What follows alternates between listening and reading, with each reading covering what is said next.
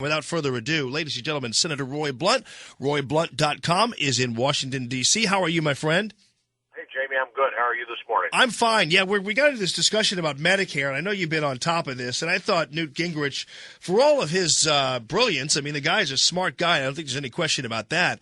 For him to call that the Ryan plan and what others are working on as social and right-wing social engineering really was disheartening to me. Well, I don't know exactly what Newt was thinking. I tell you what, I think that Paul may have made a mistake in trying to prescribe a solution when the president's not willing to lead. What happens whenever you don't have the leader willing to be part of the debate is that you just drive people into corners that they don't need to get into, that later they have a hard time getting out of.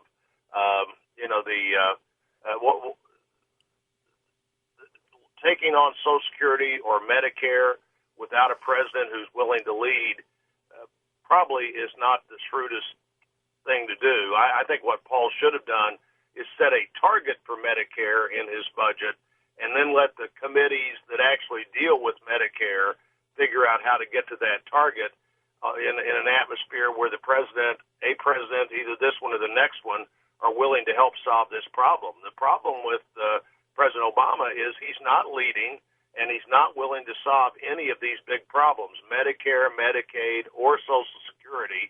And if you don't deal with saving the three of them, you're not going to solve the spending problem. Yeah, I think you're absolutely right, and thanks for by saving the three of them, I mean reforming the three of them so that there is some social safety net for all the workers that are paying out of every single paycheck in the Medicare and Social Security. They ought to have an opportunity to have some form of that payment back.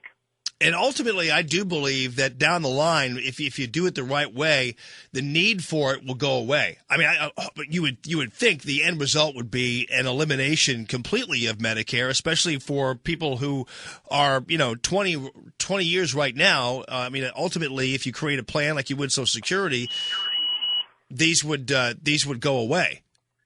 Well, I don't know if that's possible or not. You've got people that have paid an awful lot of money. Everybody who's worked a day since 1965 has paid into the Medicare fund, and the idea that somehow that just goes away, or maybe that's not the right way. The way to describe this, replaced by a better system rather than goes away, and something that gives you more power in the marketplace is a better system than a government-run health care plan.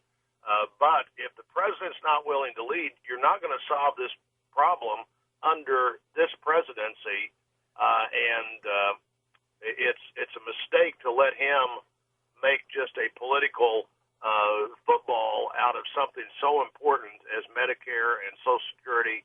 And states are struggling mightily now because in Medicaid you had the very worst possible combination. You had a distant source of funding, the federal government paying most of the funding, and a local source of decision-making.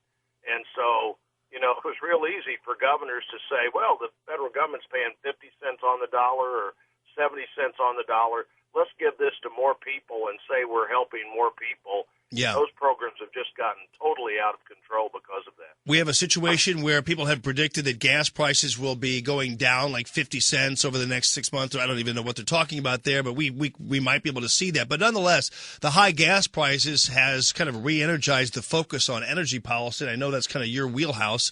What about it? Well, I do like energy policy, and we need more American energy. The one thing that you know for sure is that more American energy creates more American jobs, and we use just about as much energy in a down economy as we do an up economy. The electricity bill is a lot the same. The gasoline bill, the gallons you use are the same. Getting to work is the same. We need to be focused on more American energy, and that includes lots of things, but it also includes more drilling in America. And I thought interesting this weekend, the president looked at what the House did last week, the House of Representatives led by Republicans, and he said, I'm for a lot of that too. He's not leading. That's the problem right now. We've got a leader who refuses to lead, and the country is literally drowning in debt and not working to create private sector jobs. The best formula I can think of for private sector jobs, more American energy, and they think somehow you get this by penalizing American oil companies who the only incentives they have are incentives to produce energy in this country as opposed to some other country. And there's oil all over the world. Why don't we want to encourage them to produce it here rather than to produce it somewhere else? No doubt about it. All right. And finally, are you going to see or any interest in seeing Osama's photos, or were you asked, or what's that all about? Did you actually? I know some of your colleagues did. Did you see the photos yet? Well, actually, I'm going to do that this morning, Jamie. And my view was that I don't need to see them. The DNA evidence, the testimony from the SEALs and their commanders was good enough. But I also said I'll go see them if I become convinced that the people I work for need me to see them. And I'm going to go out to the CIA this morning as part of the Intelligence Committee, though I'm not going with the committee, but I'm going out to the CIA to look at those photos. And probably the only thing I'll have to say about them is if I come away thinking they're not Osama bin Laden, you're going to be the first guy I call. Otherwise, you can trust me that I believe, as I do before going out there, that the SEALs did exactly what they said they did and what Osama bin Laden's family says they did and what Al-Qaeda says they did, which is justice was done to this guy who has caused so much heartache and terror around the world. Well, you got my number, so if you see something unusual or you want to talk about it, you just give me a shout. RoyBlunt.com in D.C. Thanks a lot for joining us, Senator. Buddy, great to talk to you. See you soon. All right, you take care.